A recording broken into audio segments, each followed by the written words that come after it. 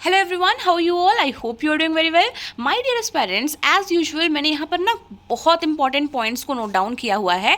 बहुत ही ज़्यादा deep thinking के बाद, बहुत डीप एनालिसिस करके, पूरे उस प्रिपरेशन फेज में जाकर जहाँ पर मैं प्रिपेयर किया करती थी, मैंने कुछ पॉइंट्स को नोट डाउन किया है आपके लिए, जो आपके लिए बहुत इंपॉर्टेंट होने वाला है। And I have named this topic as my secret of clearing every exams pre plus mains. देखिए, मैंने एक आध ही प्री ऐसे हैं जो मिस किया है जॉब के वजह से, जॉब में रहते हुए, वो भी 0 पॉइंट समथिंग मार्क्स से मिस किया हुआ है। बाकी आज तक मैंने जो भी प्री प्लस मेंस दिया हुआ है वो सब क्लियर हुआ है। एंड लास्टली फाइनल सिलेक्शन मेरा IBPS में नहीं हुआ था। वो क्या होता है, फाइनल जो कट ऑफ है ना, आफ्टर इंटरव्यू फाइनल मार्क्स में कुछ मार्क्स की कमी की वजह से फाइनल सिलेक्शन नहीं हो पाया था। बट सिर्फ यहाँ पर हम प्री और मेन्स की बात करें तो सारे में सिलेक्शन हुआ है। तो वो क्या चीज़ें हैं जिसकी वजह से मेरा हमेशा हर बार सिलेक्शन हुआ है, रुका नहीं है, इसके बारे में डिस्कस करते हैं। Okay, so let's begin. The first thing here is accuracy. Accuracy मैंने बहुत ज़्यादा इंपॉर्टेंस दी है एक्यूरेसी को from the first examination which I gave. जब मुझे बैंकिंग का ABCD भी नहीं आता था तब भी I went to interview phase. मतलब इतना ज़्यादा मैंने एक्यूरेसी पे हमेशा फोकस किया है, वो इनबिल्ट है। मतलब मुझे कुछ भी अगर गलत लगता है ना, मैं कभी उसे टिक करूँगी ही नहीं। Okay, so it matters the most, specially in mains exam. भले ही आप पहले कम मार्क्स आए आपके स्टार्टिंग में, जब आप इस चीज़ को अपने अंदर डालेंगे तो भले आपके कम मार्क्स आए स्टार्टिंग में, क्योंकि आप कम अटेम्प्ट करेंगे, ऑब्वियस सी बात है।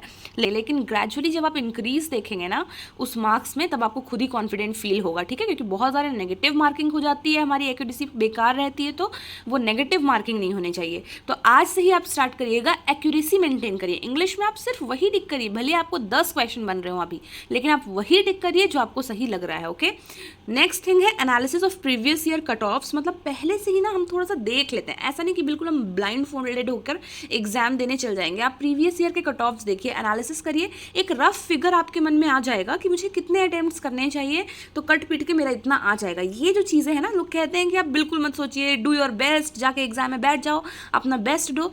हर बार ये आपके लिए फ़ायदेमंद साबित नहीं होगा। ठीक है, तो पहले से एक एनालिसिस जिसमें आप ये देखेंगे कि प्रीवियस ईयर्स के कट ऑफ क्या थे, मैं एक सेफ़ अटेम्प्ट्स क्या कर सकता हूँ, ताकि हमारे माइंड में ये रहे। और जिस वक्त हम एग्जामिनेशन सेंटर में हों, हमें दिखता रहे कि इंग्लिश में मैंने इतने अटेम्प्ट कर लिए हैं, तो क्वांट मुझे इतने चाहिए, रीजनिंग मुझे इतने चाहिए, करने ही हैं। ये सारी चीज़ें आप अच्छे से अगर एक ब्लूप्रिंट दिमाग में रखेंगे, तभी आप बेटर स्कोर कर सकते हैं। तो सारी चीज़ों को एक बार एनालाइज कर लीजिए and have in mind the level of examination you are taking, either it is clerical exam or PO exam, and the minimum rough number of attempts it demands from you. ठीक है, इन सभी चीज़ों का एक perfect analysis करके रखिए। Okay, next thing here is focusing on mains right from the beginning, not after the pre-examination or not after the results. Okay, हमेशा से मैंने क्या किया है, जब भी मैंने किसी एक पर्टिकुलर एग्जामिनेशन की प्रिपरेशन स्टार्ट की है, तो प्री और मेंस को साथ में ही रखा है हमेशा। Okay, so what you need to do is reading current affairs, monthly Q&A PDF जो फेयर्स क्लाउड का मैंने आपको बोला है, right from the beginning, completing whole 6 months. मतलब हमेशा मैंने 6 मंथ्स पूरे अपने रेडी रखे हैं हमेशा से, और बजट, इकोनॉमिक सर्वे, इन सभी चीज़ों को पूरे अच्छे से कवर किया हुआ है। ठीक है, आपको ये ध्यान रखना है कि आपका लेटेस्ट मंथ्स जो होंगे ना, समझ लीजिए एग्जाम जो है वो सितंबर में, तो आपका जुलाई, अगस्त, सितंबर या फिर जून, जुलाई, अगस्त, ये एकदम परफेक्टली प्रिपेयर्ड होना चाहिए। उससे पहले के जो 3 मंथ्स हैं उसको आप थोड़ा सा लिबरल वे में पढ़ सकते हैं, लेकिन इसके लिए इसका मतलब ये नहीं है कि हम अभी से प्रिपेयर कर रहे हैं तो हम अभी के मंथ्स को लिबरली पढ़ेंगे और जब एग्जाम वाले आने वाले होगा तो उससे पहले के 3 मंथ्स को अच्छे से पढ़ लेंगे। नहीं, आप अभी से ही पढ़ेंगे ना, तब जाके आपके दिमाग में वो चीज़ें जो हैं वो 70% 80% तक रिटेन रहेंगी, तो वो लिबरल ही कहलाएगा। उस समय पे आपको लेटेस्ट मंथ्स को ज़्यादा फोकस देना होगा, लेकिन पढ़ना आपको अभी से ही है। ओके, और हाइलाइटर वगैरह का यूज़ करते हुए पढ़िए Q&A PDF, ताकि उस समय पे आपको रिविजन में प्रॉब्लम ना हो, क्योंकि उस समय आपको रिवाइज करने के लिए बहुत सारी चीज़ें रहेंगी। ओके, और अपने आप को इम्प्रूव करने के लिए क्विजेस वगैरह हमेशा लिया करिए। आपको अफेयर्स क्लाउड के ऐप में ही डेली क्विज, मंथली क्विज, ये सब कुछ मिल जाएगा। Okay, now moving to the next point here is, दुनिया छूट जाए लेकिन मॉक्स नहीं छूटना चाहिए आपका। आप एक दिन समझ लीजिए कुछ मिस भी कर दिया, आप कहीं वेकेशन में चले गए, आपने सब कुछ पढ़ाई अपनी छोड़ दी, लेकिन आप फिर भी वहाँ पर टाइम निकाल के मॉक्स दिया करिए। मतलब ये मैं अपनी चीज़ें बता रही हूँ आपको।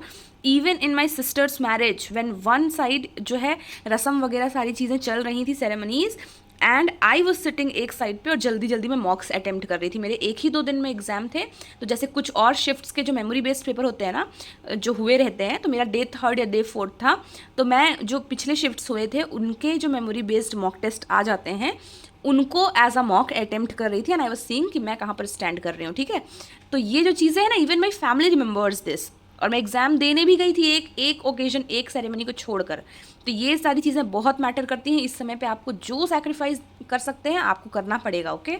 The next thing here is I never ever went to any social cultural event or get together or events or parties, anything। आप बोल सकते हैं कि उस 1-1.5 साल में ना, जहाँ पर ये सारी चीज़ें चली हैं, एक बार SBI क्लर्क में सिलेक्शन, IBPS क्लर्क में सिलेक्शन, फिर RRB PO, IBPS PO, इन सब के लिए प्रिपरेशन, उस समय पर मैं आपको कहीं किसी भी ओकेजन में मेरी नहीं दिखूंगी। जो भी हमारे गेट टुगेदर्स होते हैं, फ्रेंड्स के साथ, फैमिली के साथ पार्टीज़ होती हैं, कहीं पर भी आई डेंट गो। हर जगह मैंने मना ही किया सबको।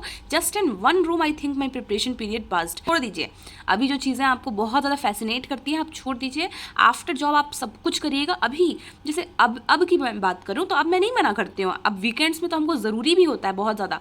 बैंक में जॉब कर रहे हैं तो वीकेंड्स में हमारे लिए बहुत ज़्यादा नेसेसरी भी है। अब तो हम बिल्कुल जाते हैं बाहर।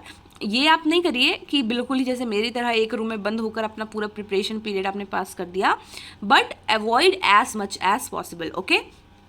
Next thing here is I never thought about scarcity of anything. ये जो चीज़ें हैं ना, जो आप अपने आप को खुद को तसल्ली देते हैं, अच्छा मेरे पास ये नहीं था इसलिए मैं नहीं कर पाया, इसमें कमी थी इसलिए मैंने नहीं कर पाया, इसमें कमी थी इसलिए मेरा इस बार का एग्जाम क्लियर नहीं हुआ। ये चीज़ों को छोड़ दीजिए। Don't think about scarcity of anything. You just need one current affairs PDF and मॉक्स, जो कि आपको परचेज करना है। बाकी सारी चीज़ें आपके पास यूट्यूब में फ्रीली अवेलेबल हैं। एवरीथिंग, डेली वीडियोस आपके अवेलेबल हैं, प्रैक्टिस सेशंस आपके अवेलेबल हैं। आपको जो कंटेंट चाहिए, हमेशा मैंने अपनी टू डू लिस्ट में आपको बताया हुआ है, सब कुछ अवेलेबल है। सिर्फ आपको करंट अफेयर्स का PDF और ये मॉक टेस्ट खरीदना है। इफ़ यू आर बिगिनर, आपको एकदम से कोई अफोर्डेबल मॉक चाहिए तो अभी फ्लैश सेल चल रहा है टेक्स्ट बुक में, आप जाके परचेज कर सकते हैं। लिंक डिस्क्रिप्शन में है। 300 समथिंग में आपको पूरे 1 ईयर का सब्सक्रिप्शन मिल जाएगा।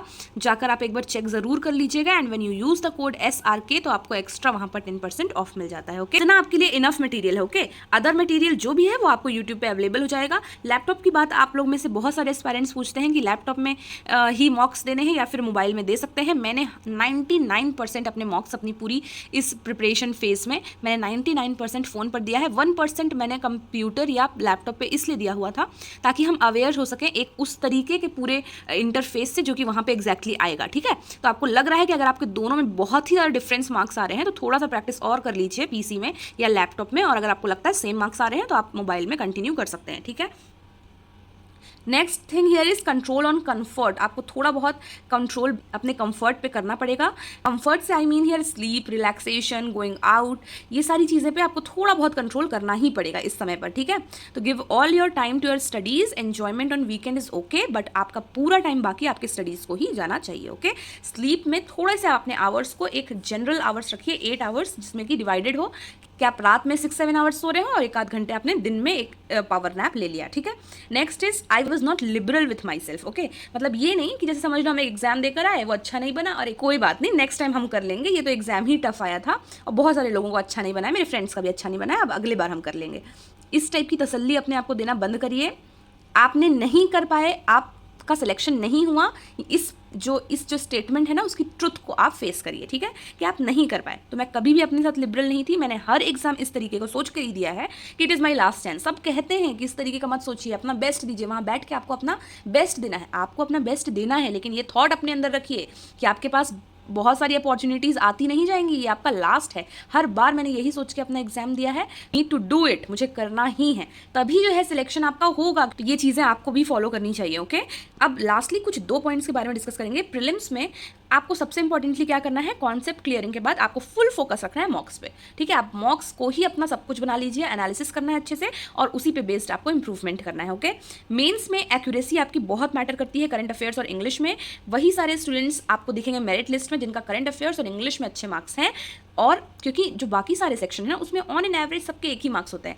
तो इंग्लिश के लिए सेक्शनल मॉक्स वगैरह अटेम्प्ट करने चाहिए ताकि आपका इंग्लिश इंप्रूव होता रहे। रीजनिंग में कुछ अलग सा अगर आपको करना है तो वो है क्रिटिकल रीजनिंग। पजल्स वगैरह कभी नहीं बनते हैं तो आपको क्रिटिकल रीजनिंग सेव कर जाएगी वहाँ पर। तो क्रिटिकल रीजनिंग अपना एकदम प्रिपेयर रखिएगा और पजल्स को इस तरीके से प्रैक्टिस करिएगा, मेंस के पजल्स को, कि आपको बन जाए। मैंने हमेशा से आपको ये बोला कि आप स्टार्टिंग में टाइम पे ध्यान मत दीजिएगा कि आपसे 20 मिनट्स में बन रहा है या 25 मिनट्स में। आप सिर्फ अभी ये फोकस करिए कि आपसे रीजनिंग के मेंस के पजल्स बन रहे हैं या नहीं।